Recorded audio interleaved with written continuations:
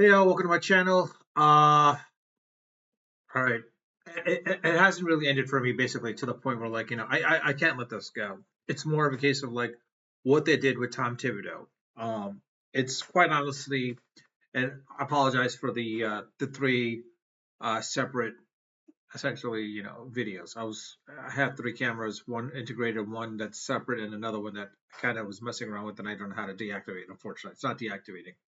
Um, and then fifth, and I do need it, unfortunately, so for something else. For any case, I'm not letting this going to end because the fact is, Tibbs does not deserve to be let go the way he did. I mean, honestly, the fact is like, let's look at it. 8 months ago, the guy's contract was extended. You're not going to fire a guy if you're going to extend his contract 8 months ago. Other aspect is like, like after he beat the Celtics, I mean, like, let's be honest, everyone's like, he becomes the coach of the year. He becomes coach of the year. Pretty much it. Is this a case of the reason why he's being fired is because the fact that, yeah, the Knicks should have beaten the Pacers on paper, but the reality is it's the Knicks five starters that were better than the Pacers five starters. But the problem is like 5 against 12 is never going to work because those 12, if they're all averaging 15 points a game, then each player on the Knicks side would have to score at least 30 points, basically, just to beat them, basically, at that point. I think it's a case where, and let's be honest, if the Knicks lost to the Celtics in 7 games, I don't think Thibodeau gets fired. I don't think Tibbs gets fired. Let's be honest, he doesn't get fired. If they lose Game 7, he doesn't get fired. It's just a matter of the fact that they advanced past the Celtics against an Indiana Pacers team, which sucked. Well, I'll tell you, they didn't suck. They were clearly the better team. Let's be honest, they are clearly the better team. I think it comes down to this. If he got past the Celtics and let's say the Cavaliers were the ones that beat the Pacers, and if the Knicks were going against the Cavaliers in the Eastern Conference Finals and the Knicks lost to them in the Eastern Conference Finals, I think Tibbs' job would be considerably safe. It would be safe. It's just a matter of like the way. I think it was because of the fact it was the Pacers, and they said they lost to the Pacers. We lose to the Pacers. We're much better than them on paper. We should have beaten them. But the reality is like that's not true. Their bench sucks. Knicks bench sucks. All you got is McBride and Robinson. That's it. That's pretty much it. Chamay can be considered. Oh, he's a gem, gem in a bunch of like rocks. But reality is sorry, diamond in the rough. I mean, type of thing. But like a hidden gem. That's what I meant to say. Sorry, it's just a little too early for me today. I do say this. It's a case of if the Knicks can actually beat, um, not the Celtics, the Pacers, and they go to the finals and they lose to the OKC Thunder, does Tibbs get fired at that point as well too? I don't think so. But I don't know if this is a case where, honestly, it better not have been player driven by both Cat and Mikal Bridges. First off, Cat, maybe 1 or 2 time All Star. Bridges, a guy that has never been an All Star, has never been an All Star, and we traded 5 picks, 5 first round picks, 5 future first round picks, 4 of them unprotected, 4 unprotected, four, four, four unprotected, and five first round draft picks, first round draft picks for a guy that's never made the All Star team. That's clearly Leon Rose's fault. Simple as that. Leon Rose's fault. And the worst part about it is like if everyone's saying like, oh no, James Dolan was not involved in this, that's a bunch of BS, pure BS. And you know why I can tell you that's pure BS? Because think it from this perspective. Even though they say he's been hands off, there were a couple of podcasts that Jalen Brunson and Hart do where Dolan has been in on them.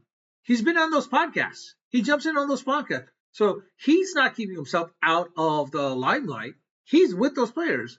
And they probably said, like, hey, can you get Mikal Bridges? They probably did. Got Mikal Bridges. The question is like, it's possible. I have a feeling that Dolan probably was one that told Rose, like, get Mikal Bridges here. Get Mikal Bridges here. You get him whatever it takes. 5 draft picks. Five bloody first round draft picks. Honestly, the Knicks probably could have just given up a draft pick or two, and they probably and the Nets would have been happy with it. I think the Nets somehow. I didn't think you might say that the Nets fleeced the Knicks. They didn't fleece the Knicks. I think it was more like the Knicks just how you start off with a starting bid. Probably the Knicks overbid themselves. Basically, they shot themselves in the foot because honestly, if the Knicks says like we'll give you a draft pick, they're like, no, we want four. He's like, all right, we'll give you two, and that's it. Boom, and that would have been it. And the Knicks, that's what would have been like, yeah, okay. Probably the Nets, the Knicks probably like, you know what, we'll give you the first 5 round draft picks. Nets are like, oh, we're going to be selling, we're probably going to sell for 2 or 3, but yeah, we'll take those for a 5 round and 4 unprotected. This this is a case where, like, I hate to say this, but time will only tell. We'll have to figure out like who the Knicks get as a coach. Um, if it's Dan Hurley, it's possible. It's possible Dan Hurley might be able to help him out in that situation. I mean, he might elevate them.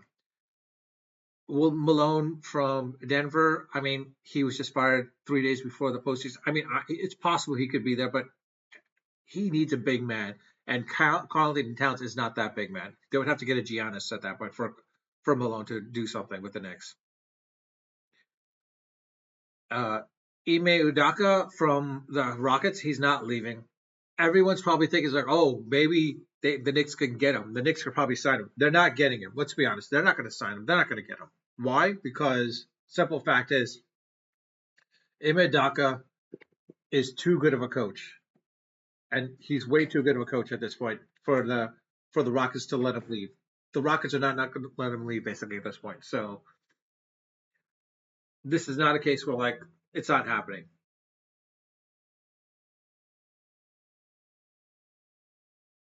I have time will only tell. Let's say time will only tell what happens at this point. It would only happen when. Oh, oops, I put it in the wrong way.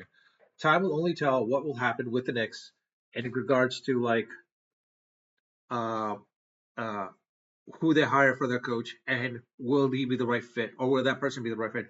Hell, if the Knicks hire a first time female coach, that'd be mad impressive.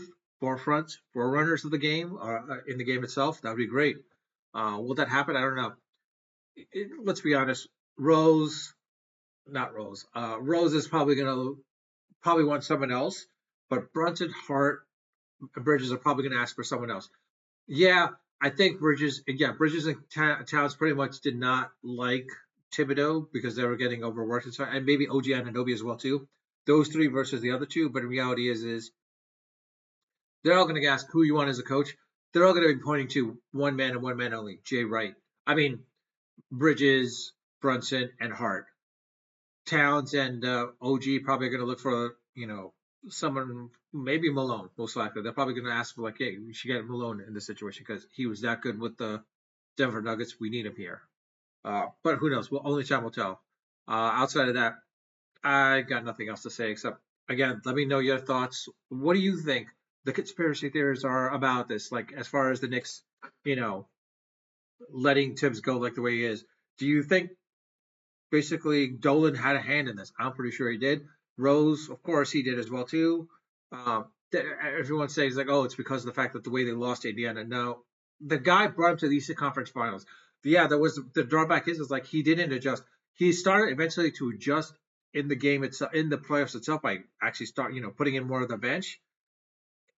But by doing that, I think he would have learned for the next season to start using his bench a little bit. It's like, hey, we need more people on our bench to go from there that way. But it just didn't happen, unfortunately. With that, I'll leave it at that. Unfiltered, unedited, and of course, always unrehearsed. Until next time.